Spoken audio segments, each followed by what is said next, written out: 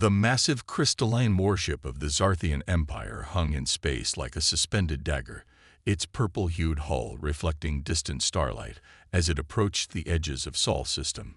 Inside the vessel, High Commander Vexthor stood with his four arms clasped behind his back, multifaceted eyes studying the blue planet that grew larger on his command deck's main display.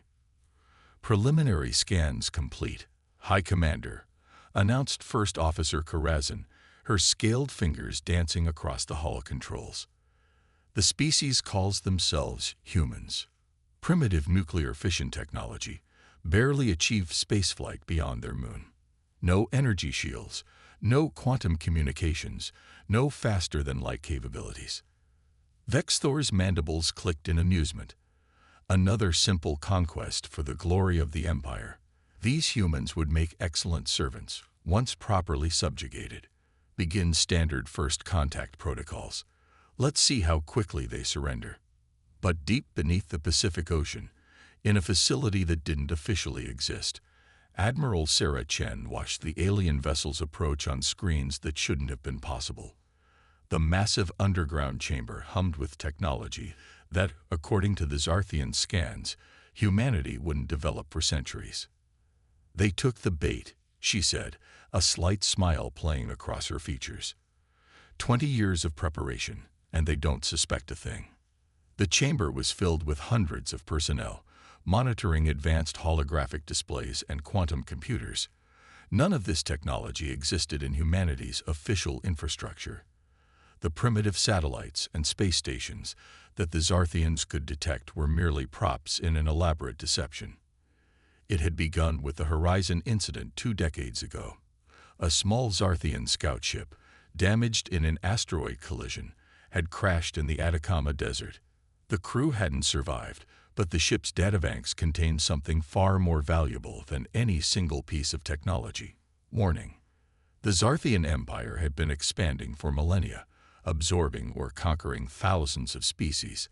Their standard procedure was always the same: identify developing civilizations, approach them when they'd achieved basic spaceflight, and offer them a choice between submission or destruction.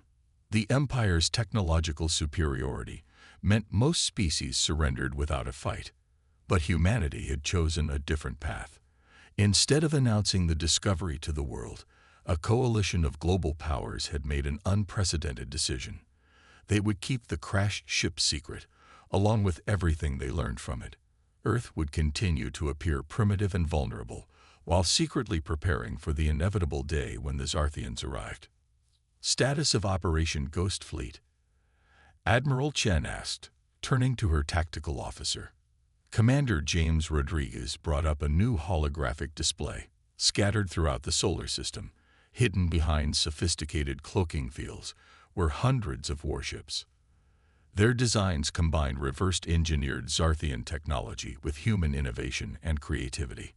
Where Zarthian ships rely on brute force and overwhelming firepower, humanity's vessels were smaller, faster, and far more maneuverable. All ships maintain Ghost Protocol, Rodriguez reported. The Zarthians haven't detected a single one. Quantum entanglement communications are operating at 100% efficiency. We can coordinate the entire fleet without using any detectable signals. Another officer spoke up. Admiral, they're broadcasting.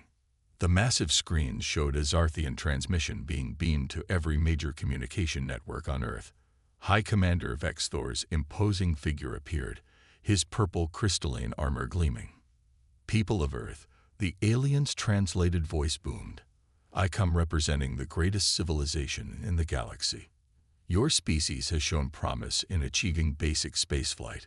The Zarthian Empire offers you the opportunity to join our glorious society as a protectorate race. Refuse, and we will be forced to demonstrate our power in ways your primitive minds can barely comprehend. You have 48 hours to submit your response. Admiral Chen watched the transmission with quiet amusement. The Zarthians had no idea that humanity had already broken their encryption codes, understood their tactics, and developed countermeasures for every weapon in their arsenal. The crashed ship's database had contained detailed technical specifications for all standard Zarthian military equipment. information they had assumed no primitive species would ever be able to access. "Send word to all Ghost Fleet commanders," she ordered. "Maintain absolute radio silence. Let them think their intimidation is working." She turned to her chief engineer. "Dr. Zhang, what's the status of Project Thunderstrike?" Dr. Sarah Zhang, a brilliant physicist who had helped develop humanity's hybrid technologies, brought up a new set of schematics. "The quantum phase missiles are ready. Admiral, the Zarthians rely on standard energy shields calibrated for conventional weapons. They've never encountered anything like these. Their shields might as well be tissue paper. The next 48 hours would be crucial. Earth's official response would need to be perfectly calibrated, appearing afraid and primitive, but also just defiant enough to provoke a limited military response. The Empire needed to believe this would be a simple subjugation mission, requiring only a small fleet. If they suspected Earth's true capabilities, they might arrive with an overwhelming force. Throughout the underground facility, humanity's real military command and control systems continued to operate in perfect silence. The thousands of men and women who had spent years preparing for this moment remained hidden, their weapons primed, their ships ready. Soon, the Zarthian Empire would learn a harsh lesson about underestimating primitive species. As Admiral Chen studied the tactical displays, she thought about all the sacrifices that had led to this moment. 20 years of absolute secrecy, of technological development hidden from the public eye, of thousands of brilliant minds working in underground facilities around the world. The Zarthians thought they were dealing with a divided planet of primitive tribes. They had no idea that humanity had achieved something unprecedented. True global unity in the face of an external threat. "Send the response to the UN Security Council," she ordered. "Tell them to proceed with Protocol 7. The pieces were in place. The trap was set. Now they just had to wait for the Zarthians to spring it." In the depths of the Himalayan mountains, carved into ancient rock and hidden from prying eyes, the largest of Earth's secret shipyards hummed with activity. Dr. Elena Rossi stood at the observation deck, watching as the final touches were added to humanity's newest warship, the HFY Prometheus. Unlike the bulky, crystalline designs favored by the Zarthian Empire, the human vessel was sleek and predatory, its dark hull designed to absorb rather than reflect energy. "Beautiful, isn't she?" The voice belonged to Chief Engineer Marcus Wong, who had spent the last 5 years perfecting the ship's quantum drive systems. The Zarthians would never think to build something like this. Their entire philosophy is based on overwhelming force. Bigger ships, stronger weapons, more power. They never considered that efficiency might be more important than raw strength. Elena nodded, her eyes tracking the swarms of construction drones that moved across the ship's surface like busy insects. "Have you seen the latest scans? Their fleet follows the same patterns they used 1,000 years ago. No innovation, no adaptation. They'd been the dominant species for so long they've forgotten how to evolve." The shipyard itself was a testament to human ingenuity.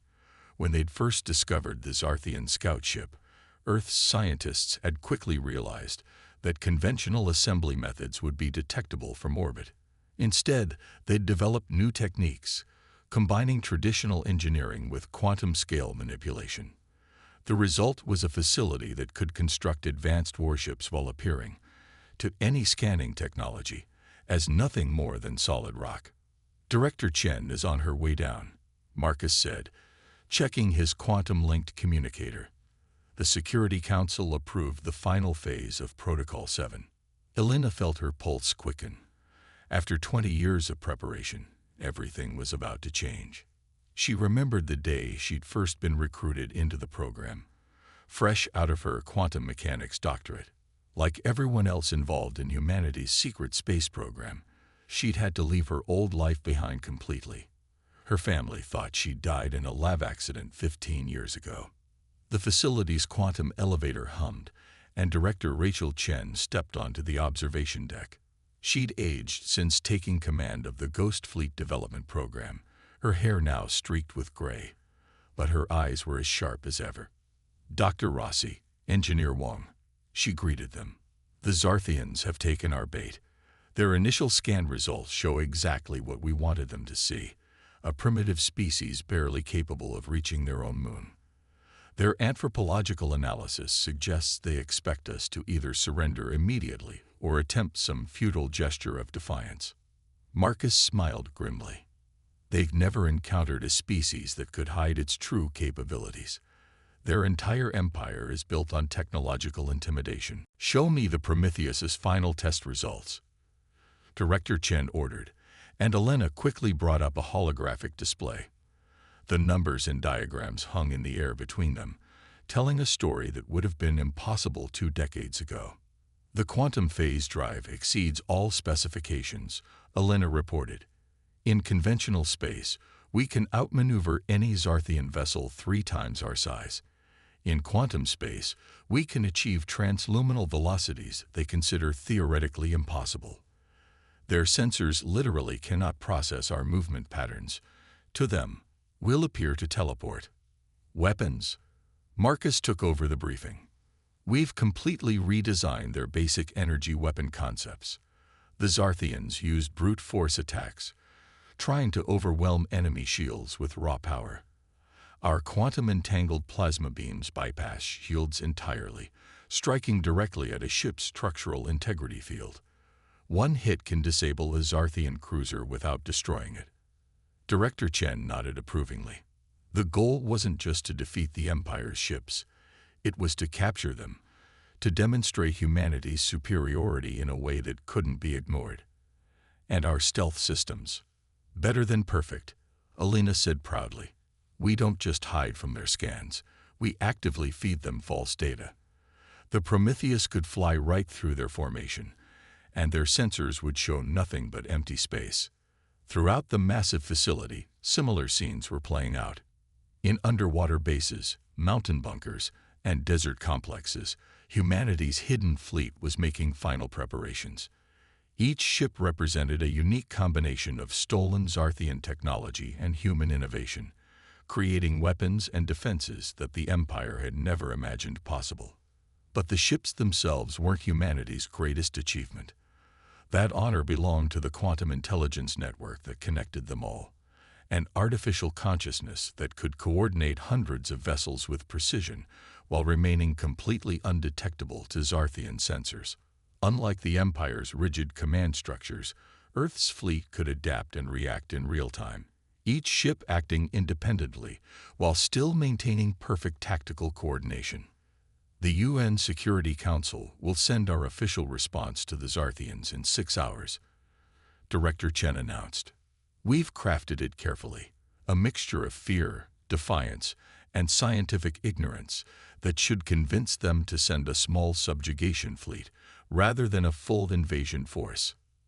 Elena studied the tactical displays, watching as ghost ships moved silently into position throughout the solar system.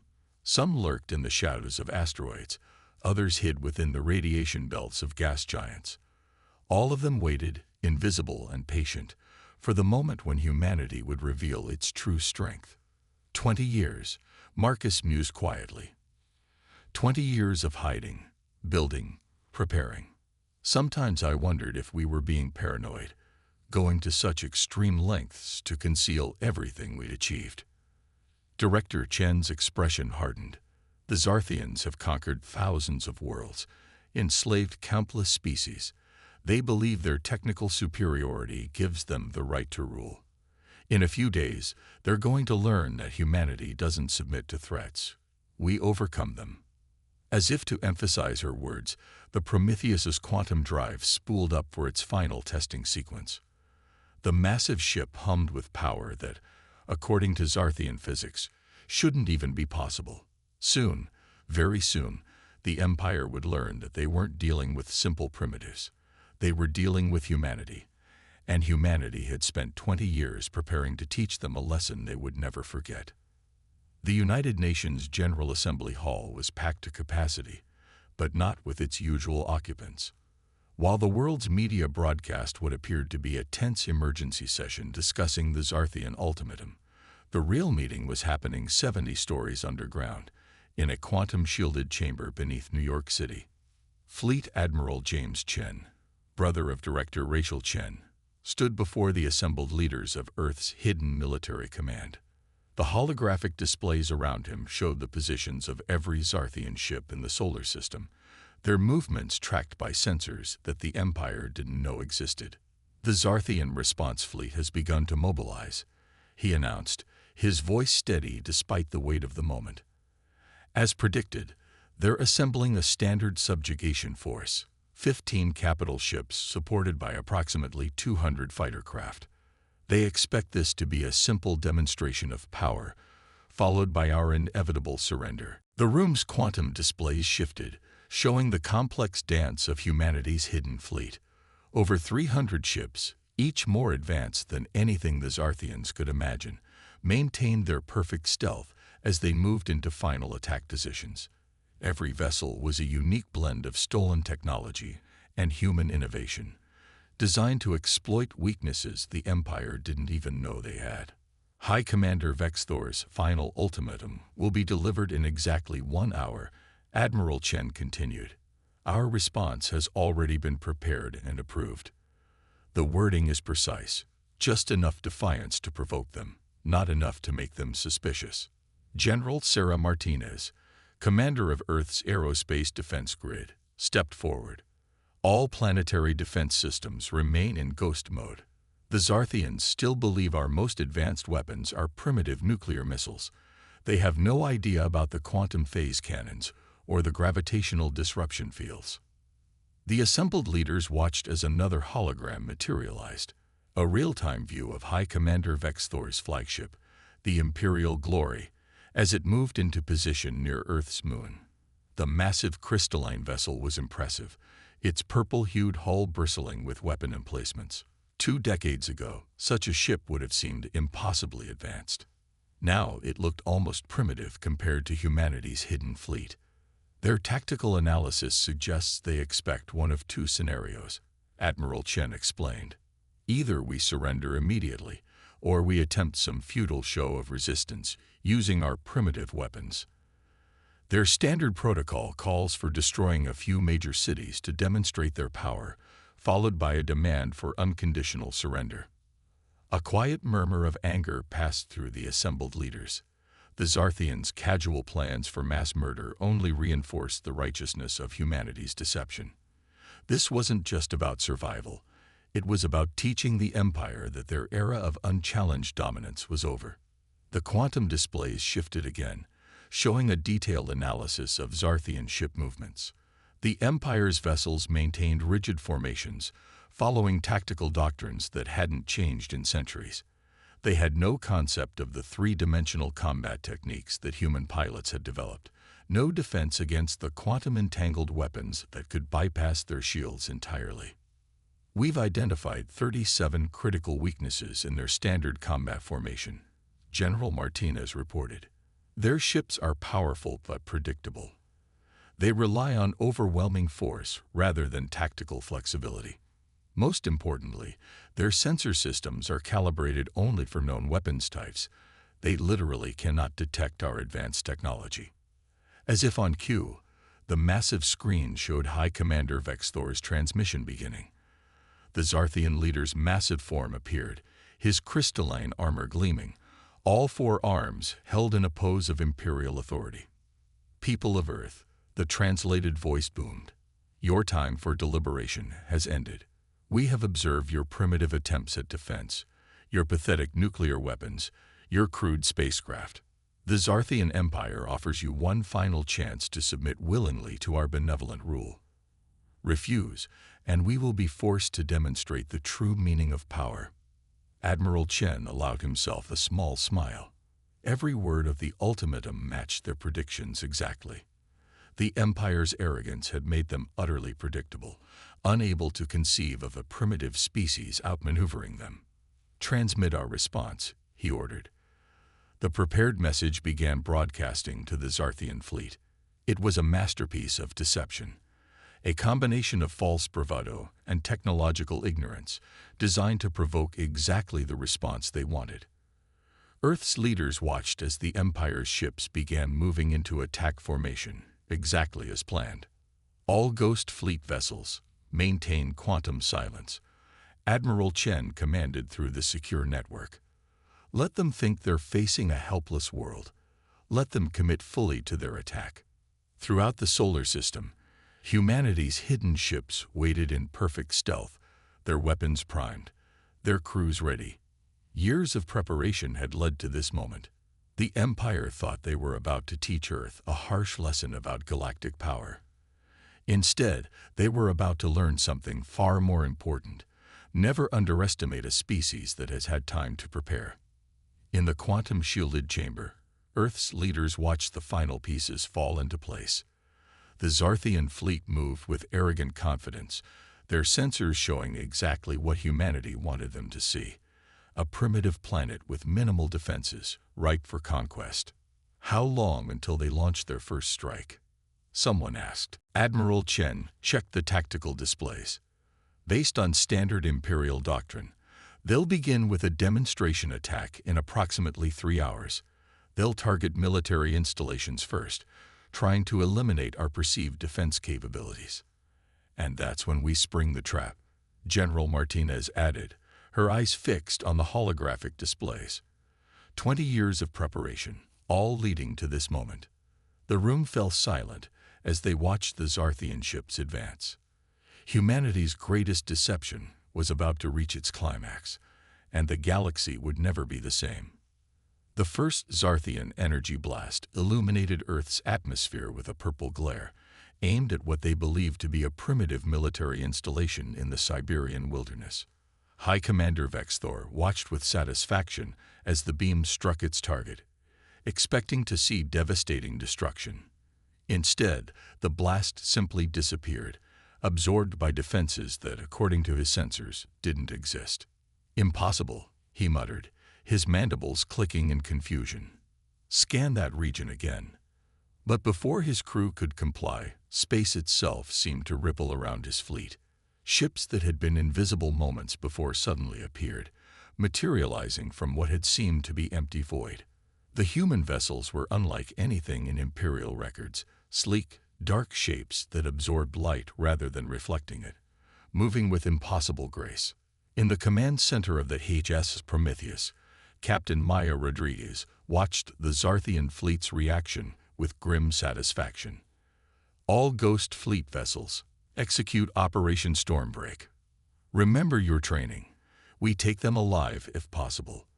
The Empire needs to witness this defeat in full detail. The human fleet moved with devastating precision, their quantum drives allowing them to shift position faster than Zarthian sensors could track. Decades of studying Imperial tactics had led to this moment. Every human ship knew exactly how their opponents would react, while the Zarthians found themselves facing an enemy that defied all their combat doctrines.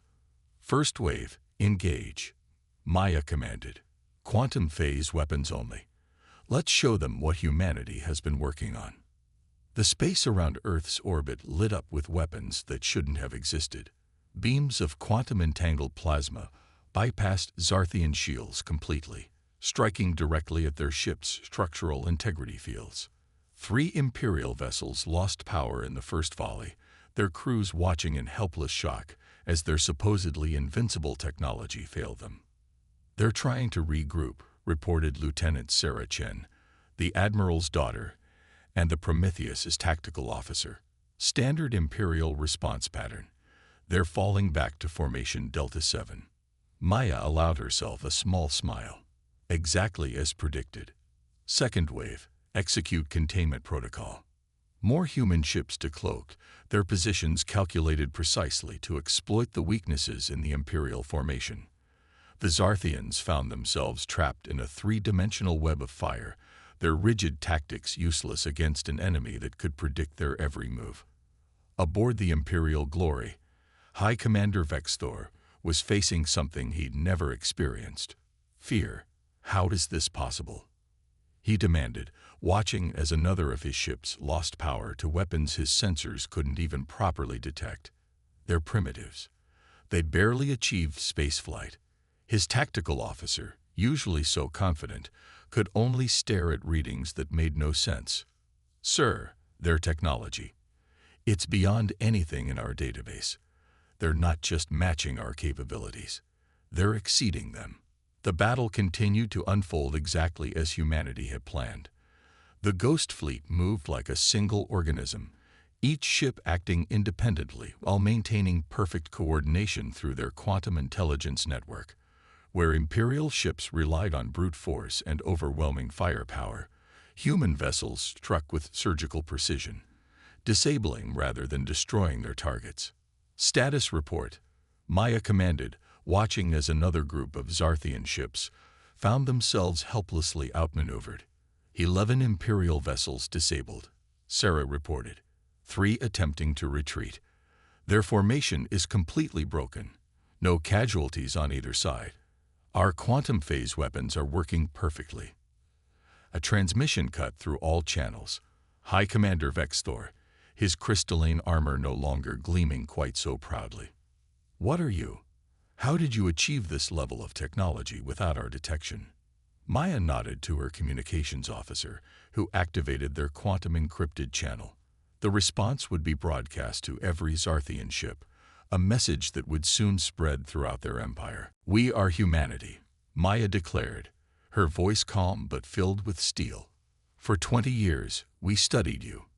We learned your weaknesses, improved upon your technology, and prepared for this day. You thought we were primitives because we chose to appear primitive. You threatened us with destruction, never imagining that we had already surpassed you. The remaining Zarthian ships hung motionless in space, their crews watching in stunned silence as human vessels continued to demonstrate capabilities that should have been impossible.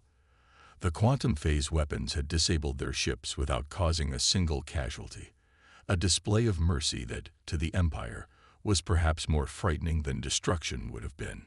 Your empire is built on intimidation, Maya continued. You conquer species that cannot defend themselves, forcing them to submit through superior firepower. Today, that changes. Today, humanity demonstrates that there are consequences for threatening peaceful worlds. Throughout the solar system, hundreds of additional human ships decloaked, revealing the true extent of Earth's military power. Each vessel represented a unique combination of revolutionary technology, their very existence proving that the Empire's era of unchallenged dominance was over. Stand down your remaining vessels, Maya ordered. Prepare to be boarded. Your crews will not be harmed, but they will serve as witnesses. The galaxy needs to know that humanity will not tolerate threats or aggression. As Ghost Fleet crews began the process of securing the disabled Imperial ships, Maya turned to her tactical officer. Send word to command. Phase 1 of Operation Stormbreak is complete. The Empire's response to this defeat will determine our next moves. Sarah nodded, her fingers dancing across the quantum controls. Do you think they'll retaliate with a larger force? They'll certainly want to, Maya replied, watching as human boarding parties began accessing the Zarthian vessels. But once news of this battle spreads, once they understand how completely we outmaneuvered them, they'll have to face a frightening new reality. They're no longer the most advanced species in the galaxy. The battle of Earth's orbit was over, but its implications were just beginning to ripple through the cosmos. Humanity had revealed itself not as a primitive species to be conquered, but as a force that had silently surpassed their would-be conquerors. The age of imperial dominance was ending, and a new era of galactic politics was about to begin. 1 month after Operation Stormbreak, the Grand Council chamber of the Zarthian Empire was in chaos. Hundreds of crystalline displays showed the same footage.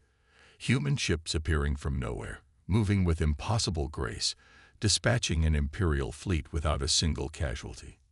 High Commander Vexthor stood before his peers, his once proud posture now humble, as he delivered his report. The humans didn't just match our technology, he explained, his voice heavy with the weight of defeat. They fundamentally reimagined it. While we focused on brute force, they developed precision. While we relied on overwhelming power, they mastered efficiency. They took our basic principles and evolved them in ways we never considered possible. In Earth's orbit, the captured Imperial vessels now floated alongside human ships, their crews having witnessed firsthand the full extent of humanity's capabilities. But it wasn't just military power that had shocked the Empire. It was the revelation of how completely they had been deceived. Admiral Sarah Chen stood on the observation deck of the new International Space Station, a facility that finally reflected humanity's true technological advancement. Beside her, Director Elena Rossi watched as teams of human and Zarthian engineers worked together, sharing knowledge that would reshape both civilizations. Their scientists are like children discovering a whole new world, Elena observed. Everything we show them challenges their fundamental assumptions about technology. They've been stagnant for so long, they forgot what true innovation looks like. The aftermath of humanity's victory had sent shockwaves through the galaxy.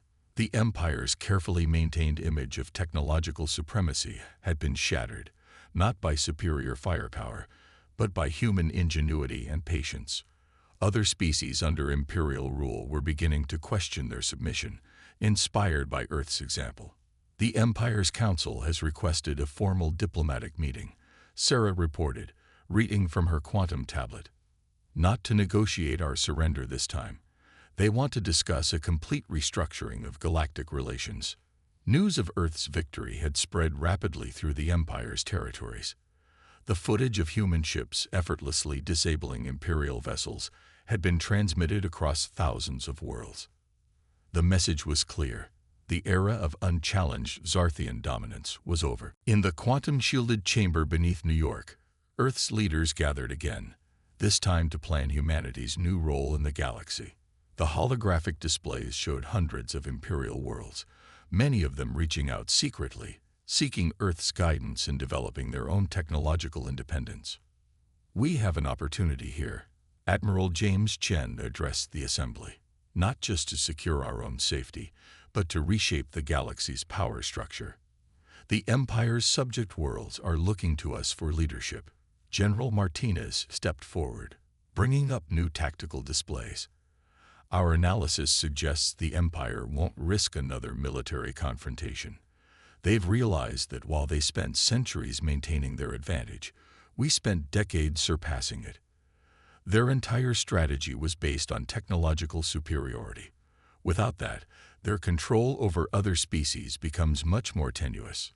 The images shifted, showing the movements of human ships throughout the solar system. No longer hidden, they now served as a visible reminder of Earth's strength.